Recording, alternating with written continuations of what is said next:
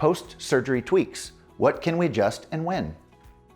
A lot of people ask, are we married to those teeth, or can we make any adjustments afterward? And the good news is, yes, we can. You're on a 3 to 4 month test drive. You're evaluating the phonetics, the way you speak, the aesthetics. Are we displaying enough tooth when you smile? Are we showing too much tooth when you smile?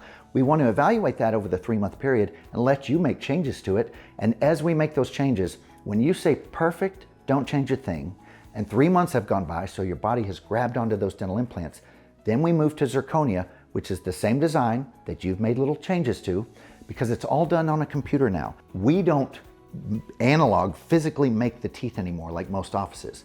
Most offices take a denture, they do the surgery, and if the implants go in with enough resistance, enough friction on those dental implants, they take the denture and they whittle that down into a bridge, which never really looks like a bridge. It's a denture that is converted to a bridge if they have enough friction on those implants.